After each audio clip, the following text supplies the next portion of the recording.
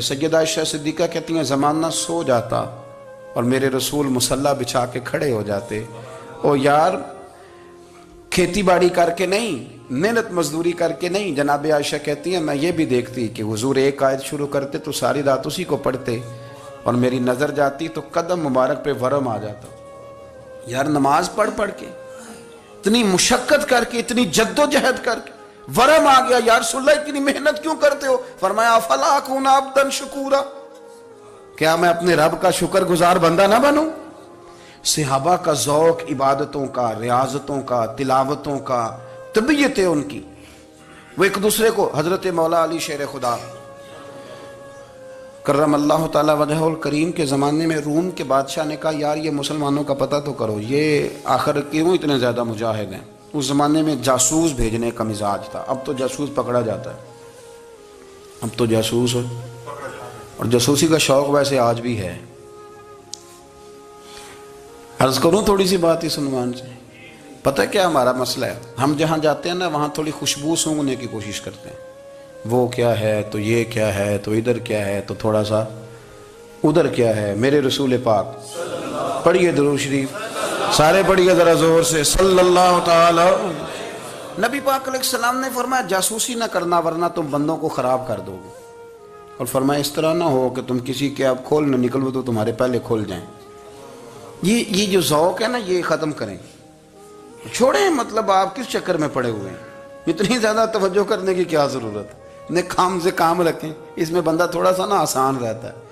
یہ جو بہت زیادہ ٹٹولنے والے لوگ ہوتے ہیں نا وہ بیچارے پھر عمر ٹٹولتے ہی گزار دیتے ہیں، اس لیے کہ مزاج ہی بہت پکا ہے، بوری کا منہ کھول کے اندر تک ہاتھ ڈالنا، تو پھر کئی دفعہ سامنے سے بچھو بھی لڑ جاتا ہے، خرابی ہوتی ہے۔ تو جاسوسی کی جاتی تھی، اس نے بھی جاسوس بھیجے، کیونکہ قبیلوں کے لوگ تھے، کچھ مسلم کچھ کافر، پہچانے نہیں جاتے تھے لوگ، تو کچھ لوگ اس نے بھیجے، انہوں نے آ کے نا تحقیق کی، ریسرچ کری کہ آخر ماجرا کیا ہے، تو واپس جا کے انہوں نے رپورٹ دی نا روم کے بادشاہ کو۔ اس رپورٹ کا ایک جملہ بڑا شاندار ہے، وہ کہنے لگا بادشاہ ہمیں مسلمانوں کی کوئی سمجھ نہیں آئی،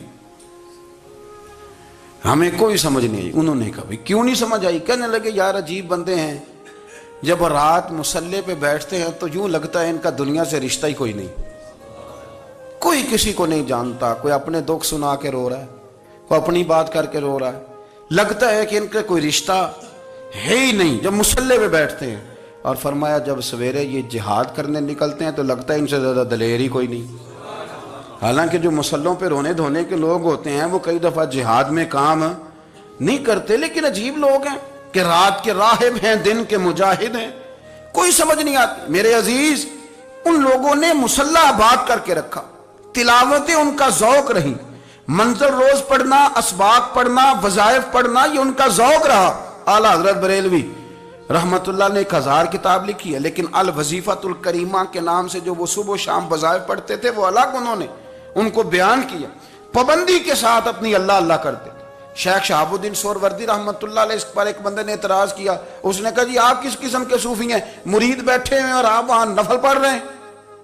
یہ بھی بڑا مسئلہ ہوتا ہے نا، جو بندہ ملنے آتا ہے وہ اپنے ٹائم کے حساب سے آتا ہے، اور پھر اس کا یہ بھی خیال ہوتا ہے کہ پیر صاحب جو ہیں وہ چونکہ درویش ہیں تو نہ انہیں روٹی کھانی چاہیے نہ سونا چاہیے، چونکہ وہ درویش ہیں، اور ہم چونکہ درویشوں کے ماننے والے ہیں لہذا ہمارا یہ طریقہ ہونا چاہیے کہ جیسے ہم کہیں درویش ویسے ہی کر جائے۔ حالانکہ جس کو آپ درویش کہیں گے آپ اس کی مانیں گے، آپ منوائیں گے نہیں، ہمارا مزاج ہوتا ہے۔ شیخ شہاب الدین پر لوگوں نے اعتراض کی، حضور لوگ ملنے آئے ہیں، زیارت کرنے آئے ہیں، بندے دعا کرانے آئے ہیں، اللہ اللہ کرانے آئے اور آپ نفل پڑھ رہے ہیں، کیا جملہ ہے، کیا حسن ہے، کیا خوبصورتی ہے۔ فرمانے لگے رب رسول سے مانگنے کے لیے مصلی بچھایا ہے، اگر وہاں سے مانگوں گا نہیں تو تمہیں دوں گا کیا؟ پہلے مجھے کچھ لے تو لینے دو، اگر میرے پلے کچھ ہے ہوگی تو آگے دوں گا نا، تو میں مانگنے گیا تھا کہ یا اللہ دے تیرے بندے لینے آئے، دے تو میں کچھ لوں گا تو آگے دوں گا نا۔ لیکن ہمارا یہ سٹیٹس، یہ مزاج، یہ شعور نہیں ہے، گپیں، کہانیاں، داستانیں، گفتگو، خطابت، واز، کیا بات۔ لیکن اگر کچھ کرنے کا کام ہو تو وہ نہیں ہم سے ہوتا۔ میرے نبی کریم علیہ السلام نے مصلی سے دل لگانے کا درس دیا، حضور نے توجہ دلائی، صحابہ اس ذوق کے حامل لوگ تھے، وہ کوشش کرتے تھے جناب صدیق اکبر رضی اللہ تعالیٰ عنہ کا عبادت کا مزاج ہمیشہ قائم رہا. حضرت عمر فاروق ساری رات اللہ کے حضور کھڑے رہے. حضرت عثمان غنی رضی اللہ تعالیٰ عنہ عشاء کی نماز پڑھ کے 2 رکعتوں کی نیت باندھتے تھے. 15 سپارے پہلی رکعت میں پڑھ دیتے تھے اور 15 سپارے قرآن مجید کے دوسری رکعت میں پڑھ دیتے تھے.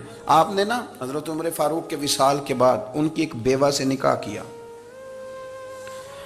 حضرت عثمان غنی نے نکاح کیا. وہ خاتون آپ کے نکاح میں آئیں تو عرض کرنے لگی امیر المومنین میرے لیے اعزاز تو بہت ہے کہ میں امیر المومنین کی بیوہ تھی تو امیر المومنین کی منکوحہ ہو گئی ہوں، لیکن حضور نہ تو میں جوان ہوں کہ میرے اندر رغبت ہوتی اور نہ میں اب اس قابل ہوں کہ کوئی خدمت کر سکوں، میرے ساتھ نکاح کی وجہ کیا بنی؟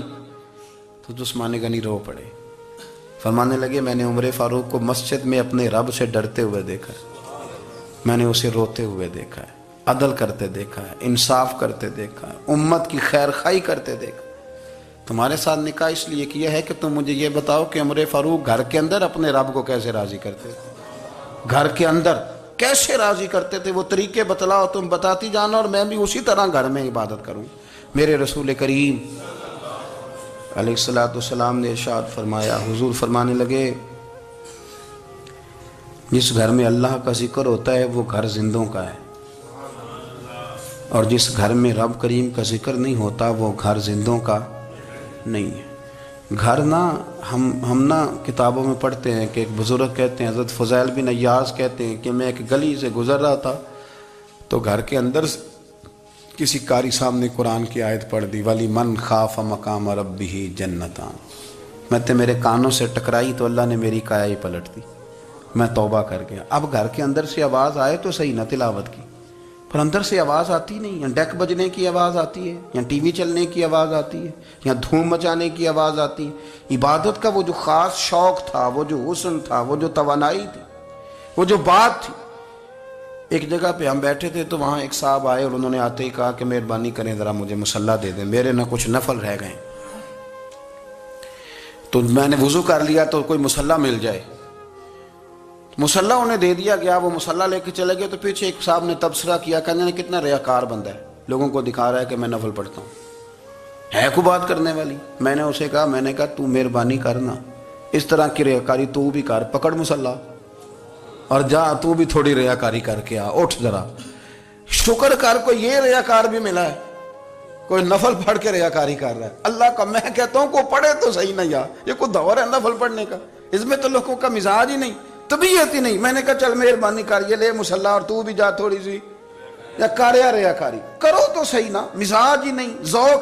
جمعے کی نماز پڑھ کے یوں دنیا بھاگتی ہے، او ہو پتہ نہیں کون سی پیچھے آگ تھی جو بجھائی جائے گی. اور آج تک لوگ مسئلہ پوچھ رہے ہیں کہ جمعے کی بعد والی سنتیں کتنی ہوتی ہیں. میں نے کہا کتنے سال ہو گئے جمعہ پڑھتے، کتنے سال ہو گئے، ابھی تک سنتوں کا نہیں پتا، ابھی تک نے علم کے پہلے کتنی رکھتے ہیں اور بعد میں کتنی رکھتے ہیں. فجر کی سنتیں کب پڑھنی چاہیے؟ سنو فجر کی سنتوں کے بارے میں. میرے رسول کریم سید عالم صلی اللہ تعالی علیہ وسلم سے ایک صحابی نے پوچھا تھا حضور میری فجر کی سنتیں رہ گئیں یا رہ جاتی ہیں تو حکم کیا ہے؟ کیا انداز ہے حضور کا. بخاری مسلم کے لفظ سنو. حضور سید عالم صلی اللہ علیہ وسلم فرمانے لگے، اس نے کیا پوچھا تھا، حضور جواب کیا دیتے ہیں؟ فرمایا فجر کی سنتیں کبھی نہ چھوڑنا، فجر کی پہلی 2 سنتیں کبھی نہ چھوڑنا. یا رسول اللہ صلی اللہ تعالی علیہ وسلم میری رہ گئی ہیں، رہ جاتی ہیں. فرمایا فجر کی 2 سنتیں نہ چھوڑنا. فرمایا فجر کی پہلی 2 سنتیں مجھے دنیا اور دنیا کے اندر جو کچھ ہے وہ سب سے زیادہ پیاری ہے. فجر کی 2 سنتیں دنیا اور دنیا میں جو کچھ ہے مجھے وہ سب سے زیادہ پیاری ہیں. اس لیے فجر کی سنتیں نہ چھوڑنا. اپنا ذوق، اپنی طبیعت، ہم نے نا ذوق غلط بنا لیا ہے. اگر 20 بندے کہہ بھی دیں گے تو نے بڑی شاندار تلاوت کیا تو کیا اس سے بنے گا؟ 100 بندہ کہہ بھی دے تیری کیا بات ہے، کیا بات ہے نعت خاں کی، کیا بات ہے علامہ صاحب کی، پیر صاحب کی، پیر مہر علی شاہ صاحب رحمت اللہ علیہ. آپ تشریف فرما تھے تو آپ کے ایک ہی بیٹے بابو جی جن کو کہا جاتا ہے، جس دن صاحبزادے پیدا ہوئے تو خادم نہ وہاں سے نکلا. ان لوگوں کے شوق اور طرح کے تھے نا تو ان کی توجہ بھی اپنے شوق کی طرف رہتی. تو خادم نکلا اندر سے، پیر صاحب مبارک ہو، پیر صاحب مبارک ہو، پیر صاحب مبارک ہو، پیر صاحب مبارک ہو. شور کر رہا ہے. تو پیر صاحب کو وجد ہو گیا، اللہ اکبر اللہ اکبر اللہ، او کیا ہوا، کس بات کی مبارک دے رہے ہو؟ عرض کی حضور اللہ نے بیٹا دیے۔ تو آپ فرمانے لگے اچھا حضور آپ کیا ہوا، آپ تو پریشان ہو گئے۔ فرمانے لگے جب تو نے 3 دفعہ کہا نا مہر علی کو مبارک ہو، تو میں سمجھا تھا شاید تجھے کسی نے بتا دیا ہے کہ مہر علی سے اللہ راضی ہو گیا۔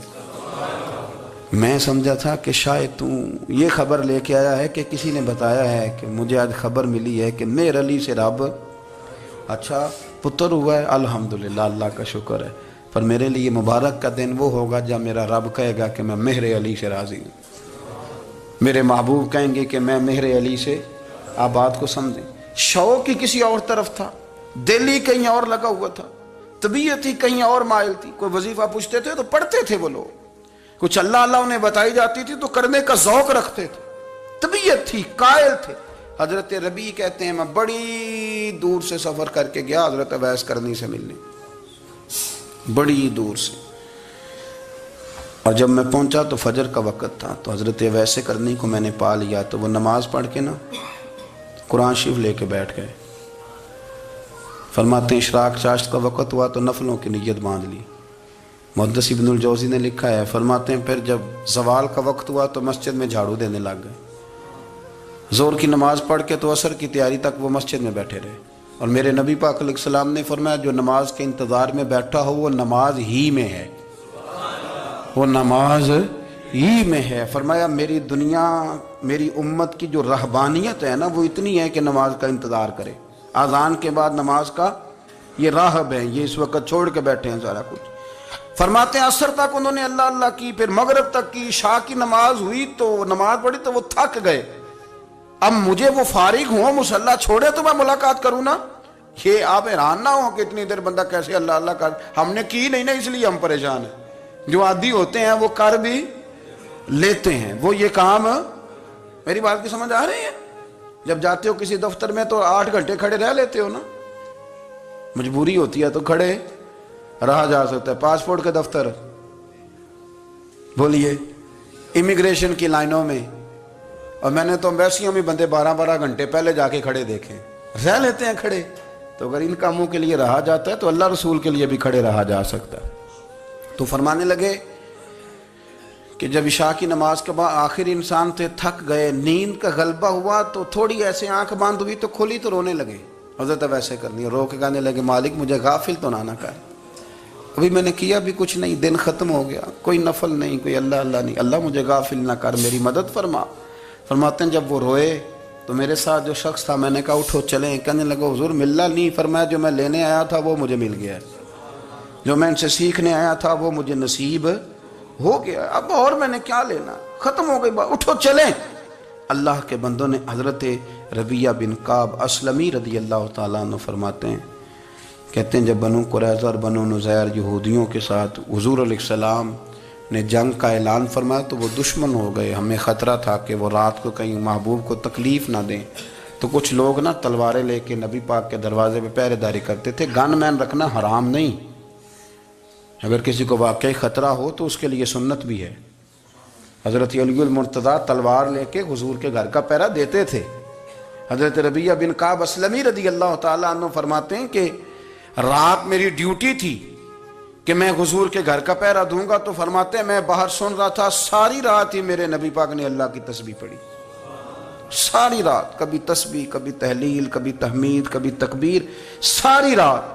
فرماتے ہیں ساری رات حضور پڑھتے رہے اور ساری رات ہی میں سنتا رہا، مجھے اونگ آ گئی، میری آنکھ لگ گئی، حضور ابھی پڑھ رہے تھے، میں تھک کے سو گیا، اور فرماتے ہیں جب میری آنکھ دوبارہ سے کھلی تو میرے کانوں میں پھر کوئی چیز گونجی، تو میں نے کان لگایا تو میرے حبیب ابھی بھی اللہ کو یاد کر رہے، ساری رات حضور رب کی عبادت کرتے۔ اسی لیے تو کہا یا ایھا المزمل قم اللیل الا قلیلا، حبیب ساری رات تو نہ جاگا کا، تھوڑا آرام بھی کر لیے گا۔ میرے بھائی اپنا مصلی، اپنی عبادات، اپنے وظائف، اللہ اللہ جو آپ نے کسی سے سیکھی ہے اس کو کبھی کمزور نہ ہونے دیں۔ شجرہ شریف جو کسی بزرگ سے آپ لے لیتے ہیں تو کیا رسم ہے کوئی؟ اس پہ کچھ لکھا ہوتا ہے، وہ پڑھنے کے لیے دیا جاتا ہے، اس پہ لکھا ہوتا ہے کہ یہ اللہ اللہ آپ نے کرنی ہے۔ ساری زندگی کسی اسکول میں داخل ہو گئے اور وہاں جا کے آپ نصاب ہی نہ پڑھیں، کتاب ہی نہ کھولیں تو پاس ہو جائیں گے؟ وہ کہتے ہیں میں 20 سال جاتا رہا ملا کچھ نہیں. تو آپ نے لیا کیا ہے؟ ایک اتنی سی کتاب تھی، اس کو تو کھول کے آپ دیکھ نہیں سکے، اس کے وظائف تک تو رسائی نہ ہوئی. اس لیے کہ اللہ اللہ کرنا مشکل ہے اور تصویر کھنچانا یہ آسان کام ہے. تو جو آسان ہے اس طرف ہماری توجہ لگی رہتی ہے اور جو مشکل ہے اس طرف ہم ذوق پیدا نہیں کرتے. یا ایھا الناس اعبدوا ربکم الذی خلقکم والذین من قبلکم لعلکم تتقون. اے لوگو اس رب کی عبادت کرو جس نے تمہیں پیدا کیا اور تم سے پہلوں کو پیدا کیا، اس لیے عبادت کرو کہ تم پرہیزگار ہو جاؤ گے. مالک سمجھنے کی توفیق عطا فرمائے.